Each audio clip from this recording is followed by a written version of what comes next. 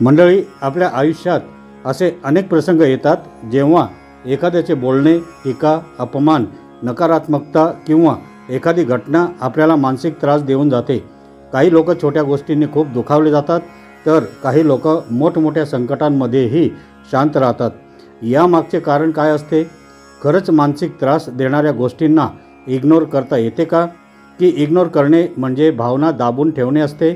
आज आपण मानसशास्त्राच्या मदतीने समजून घेणार आहोत की मानसिक त्रासाला योग्य पद्धतीने इग्नोर कसे करावे, कोणत्या गोष्टीकडे दुर्लक्ष करावे आणि कोणत्या गोष्टीकडे लक्ष द्यावे. कारण जीवनात आनंदी राहण्याचे एक मोठे रहस्य म्हणजे प्रत्येक गोष्टीला प्रतिक्रिया न देणे. तर मंडळी, चला सुरुवात करूया. पहिला पॉईंट आहे, प्रत्येक विचार खरा असतोच असे नाही. तर मंडळी, आपल्या मनात दिवसभर हजारो विचार येतात. कधी आपल्याला वाटते की लोक आपल्याबद्दल वाईट बोलत असतील, कधी वाटते की आपण अपयशी ठरू, कधी वाटते की आपण पुरेसे चांगले नाही. पण मानसशास्त्र सांगते की आपल्या मनात येणारे सर्व विचार सत्य नसतात. आपला मेंदू अनेकदा परिस्थितीचा चुकीचा अर्थ लावतो. उदाहरणार्थ, एखाद्या मित्राने फोन उचलला नाही तर लगेच मनात विचार येतो की तो आपल्यावर नाराज असेल, पण प्रत्यक्षात तो व्यस्त असू शकतो. मानसिक त्रास अनेकदा वास्तवामुळे नसतो, तर आपल्या कल्पनांमुळे असतो. म्हणून जेव्हा नकारात्मक विचार येतात तेव्हा स्वतःला विचारा, हा विचार तथ्य आहे की फक्त माझा अंदाज आहे? हा छोटासा प्रश्न अनेक मानसिक त्रासांना दूर करू शकतो. आपल्या मनात दररोज हजारो विचार येतात. त्यातील अनेक विचार वास्तवावर आधारित नसतात, तर भीती, असुरक्षितता, पूर्वानुभव किंवा कल्पनांमधून निर्माण झालेले असतात. मानसशास्त्रानुसार आपल्या मेंदूचे मुख्य काम आपले संरक्षण करणे असते. त्यामुळे तो अनेकदा संभाव्य धोक्यांचा अंदाज लावतो, जरी प्रत्यक्षात तसा धोका नसला तरी. उदाहरणार्थ, एखाद्या व्यक्तीने तुमच्या संदेशाला उत्तर दिले नाही तर मन लगेच निष्कर्ष काढते की ती व्यक्ती तुमच्यावर नाराज आहे, परंतु वास्तवात ती व्यस्त असू शकते किंवा तिच्याकडे दुसरे काही महत्त्वाचे काम असू शकते. मानसिक त्रासाचा मोठा भाग हा घटनांमुळे नव्हे, तर त्या घटनांबद्दल आपण तयार केलेल्या कथांमुळे निर्माण होतो. म्हणून प्रत्येक नकारात्मक विचाराला सत्य मानण्याऐवजी त्याची पडताळणी करणे आवश्यक आहे. स्वतःला विचारा, या विचाराचा पुरावा काय आहे? हा साधा प्रश्न तुम्हाला वास्तव आणि कल्पना यातील फरक ओळखण्यास मदत करेल. दुसरा आहे, प्रत्येक गोष्टीला प्रतिक्रिया देणे आवश्यक नसते. मंडळी, काही लोक प्रत्येक टीकेला उत्तर देतात, प्रत्येक वादात सहभागी होतात, प्रत्येक नकारात्मक कमेंटला मनावर घेतात. पण मानसशास्त्र सांगते की सतत प्रतिक्रिया देणारी व्यक्ती मानसिकदृष्ट्या लवकर थकते, कारण प्रत्येक प्रतिक्रियेमध्ये आपली ऊर्जा खर्च होते. शहाणी माणसे प्रत्येक लढाई लढत नाहीत, ती फक्त महत्त्वाच्या गोष्टींसाठी ऊर्जा राखून ठेवतात. जेव्हा कोणी तुम्हाला उगाच दुखावण्याचा प्रयत्न करतो तेव्हा शांत राहणे ही कमजोरी नसून परिपक्वता असते. लक्षात ठेवा, प्रत्येक चेंडू मारायचा नसतो, काही चेंडू सोडून द्यावे लागतात. तसंच जीवनातही प्रत्येक गोष्टीला उत्तर देण्याची गरज नसते. अनेक लोकांना असे वाटते की प्रत्येक टीकेला उत्तर दिले पाहिजे, प्रत्येक वादात आपली बाजू मांडली पाहिजे आणि प्रत्येक चुकीच्या विधानाला विरोध केला पाहिजे. पण मानसशास्त्र सांगते की सतत प्रतिक्रिया देणे आपल्या मानसिक ऊर्जेचा मोठा अपव्यय असतो. प्रत्येक वेळी राग, दुःख किंवा संताप व्यक्त केल्याने समस्या सुटत नाहीत, उलट मन अधिक अस्थिर होते. भावनिकदृष्ट्या मजबूत व्यक्ती प्रत्येक गोष्टीवर प्रतिक्रिया देत नाही. ती परिस्थितीचे मूल्यांकन करते आणि स्वतःला विचारते, ही गोष्ट खरंच माझ्या वेळेची आणि ऊर्जेची पात्र आहे का? अनेकदा शांत राहणे हे दुर्बलतेचे नव्हे, तर आत्मनियंत्रणाचे लक्षण असते. जेव्हा आपण प्रत्येक लहानशा गोष्टीवर प्रतिक्रिया देणे थांबवतो तेव्हा आपले मन अधिक शांत राहते. जीवनात काही लढाया जिंकण्यासाठी काही वाद जाणीवपूर्वक सोडून द्यावे लागतात. हीच मानसिक परिपक्वतेची खरी ओळख असते. तिसरं आहे, जे आपल्या नियंत्रणात नाही ते सोडून द्यावे. मंडळी, मानसिक त्रासाचे सर्वात मोठे कारण म्हणजे नियंत्रणाची इच्छा. आपल्याला प्रत्येक गोष्ट आपल्या मनासारखी व्हावी असे वाटते. लोकांनी आपल्याला समजून घ्यावे, सर्वांनी आपल्याला पसंत करावे, परिस्थिती आपल्या बाजूने असावी, पण वास्तव वेगळे असते. मानसशास्त्र सांगते की मनशांती मिळवण्यासाठी नियंत्रणात असलेल्या आणि नसलेल्या गोष्टी वेगळ्या करणे आवश्यक आहे. तुमच्या नियंत्रणात तुमचे विचार असतात, तुमचे निर्णय असतात, तुमचे वर्तन असते. पण तुमच्या नियंत्रणाबाहेर इतर लोक असतात, भूतकाळ असतो, हवामान असते, इतरांचे मत असते. जे बदलू शकत नाही ते स्वीकारणे म्हणजे हार नव्हे, ते मानसिक स्वातंत्र्य आहे. मानसिक तणावाचे एक सर्वात मोठे कारण म्हणजे प्रत्येक गोष्ट आपल्या इच्छेनुसार घडावी अशी अपेक्षा ठेवणे. आपण इतर लोकांचे वर्तन, त्यांची मते, भूतकाळातील घटना किंवा भविष्यकाळातील परिस्थिती नियंत्रित करण्याचा प्रयत्न करतो. पण जेव्हा हे शक्य होत नाही तेव्हा निराशा आणि तणाव निर्माण होतो. मानसशास्त्रातील अनेक संशोधनानुसार मनशांती मिळवण्यासाठी नियंत्रणात असलेल्या आणि नसलेल्या गोष्टींची स्पष्ट विभागणी करणे आवश्यक आहे. तुमच्या नियंत्रणात तुमचे विचार, निर्णय, प्रयत्न आणि वर्तन असते. पण इतर लोक काय विचार करतात किंवा भविष्यात काय घडेल हे तुमच्या हातात नसते. जेव्हा आपण नियंत्रणाबाहेरील गोष्टींवर ऊर्जा खर्च करणे थांबवतो तेव्हा मन हलके वाटू लागते. स्वीकार ही हार नसते, ती वास्तवाशी मैत्री करण्याची प्रक्रिया असते. जीवन अधिक सोपे आणि शांत बनवण्यासाठी हा दृष्टिकोन अत्यंत उपयुक्त ठरतो. चौथा आहे, लोक काय म्हणतील याकडे जास्त लक्ष देऊ नका. मंडळी, अनेक लोक आयुष्यभर इतरांच्या मतांच्या भीतीत जगतात. हे करू का? लोक काय म्हणतील? तसे वागू का? लोक काय विचार करतील? मानसशास्त्रात याला स्पॉटलाईट इफेक्ट म्हणतात.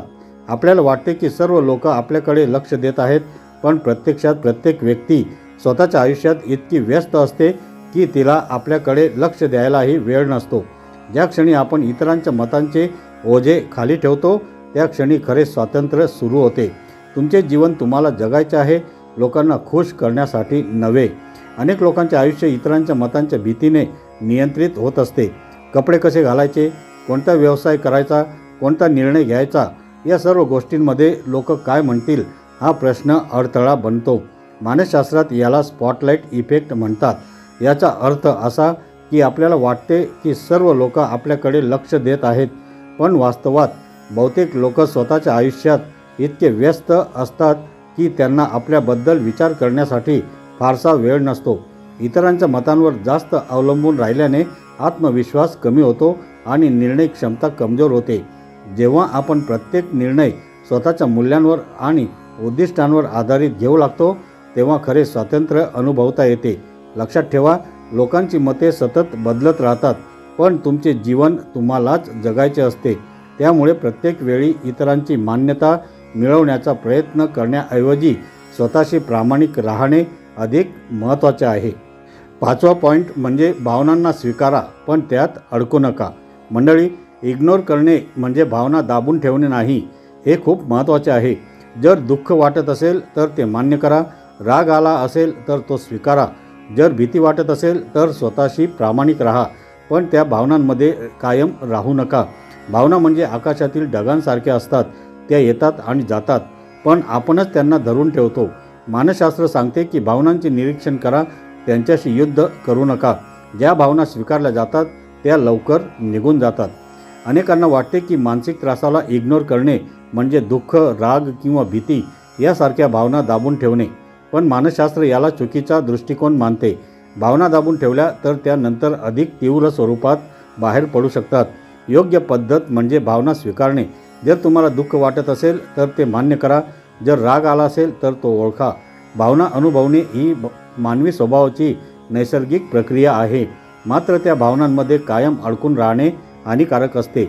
भावना म्हणजे आकाशातील ढगांसारख्या असतात. त्या येतात आणि निघून जातात. आपण त्यांना कायमचे धरून ठेवतो तेव्हा त्रास वाढतो. माइंडफुलनेस सारख्या पद्धतींमुळे भावना निरीक्षण करण्याची सवय लागते. त्यामुळे मन अधिक स्थिर आणि संतुलित राहते. भावना स्वीकारा, पण त्यांना तुमचे संपूर्ण आयुष्य नियंत्रित करू देऊ नका. सहावा पॉईंट म्हणजे लक्ष दुसरीकडे वळण्याची कला शिका. मेंदू एका वेळी एका गोष्टीवरच पूर्ण लक्ष केंद्रित करू शकतो. म्हणून मानसिक त्रास सतत जाणवत असेल तर लक्ष नवीन गोष्टींकडे वळवा. जसे की व्यायाम करा, चालायला जा, पुस्तक वाचा, संगीत ऐका, नवीन कौशल्य शिका. जेव्हा लक्ष नकारात्मकतेवरून सकारात्मक कृतीकडे जाते तेव्हा मन हळूहळू शांत होऊ लागते. म्हणून फक्त विचार करत बसण्याऐवजी काहीतरी कृती करा. कृती हा चिंतेवरचा सर्वोत्तम उपाय आहे. मंडळी, जेव्हा मन एखाद्या समस्येवर सतत विचार करत राहते तेव्हा मानसिक त्रास अधिक वाढतो. मानसशास्त्रानुसार मेंदू ज्या गोष्टीवर लक्ष केंद्रित करतो ती गोष्ट अधिक महत्त्वाची वाटू लागते. त्यामुळे नकारात्मक विचारांपासून बाहेर पडण्यासाठी लक्ष सकारात्मक आणि उत्पादक कृतींकडे वळवणे आवश्यक असते. उदाहरणार्थ, व्यायाम करणे, पुस्तक वाचणे, नवीन कौशल्य शिकणे, बागकाम करणे किंवा मित्रांसोबत वेळ घालवणे यामुळे मनाला नवीन दिशा मिळते. याचा अर्थ समस्या टाळणे नाही, तर तिला सतत मनात फिरवत न बसणे आहे. अनेक संशोधनांनी दाखवले आहे की शारीरिक हालचाल आणि सर्जनशील कृती तणाव कमी करण्यास मदत करतात. जेव्हा आपण कृती करतो तेव्हा मेंदूला सकारात्मक संदेश मिळतो की आपण परिस्थितीवर मात करण्यासाठी प्रयत्न करत आहोत. त्यामुळे मानसिक त्रासाची तीव्रता कमी होऊ लागते. 7वा पॉईंट आहे, सर्वांना खुश करण्याचा प्रयत्न करू नका. मंडळी, लोकांना आनंदी ठेवण्याच्या प्रयत्नात अनेक लोक स्वतःचे आयुष्य विसरून जातात. सतत होकार देणे, स्वतःच्या गरजा बाजूला ठेवणे, सर्वांना खुश करण्याचा प्रयत्न करणे.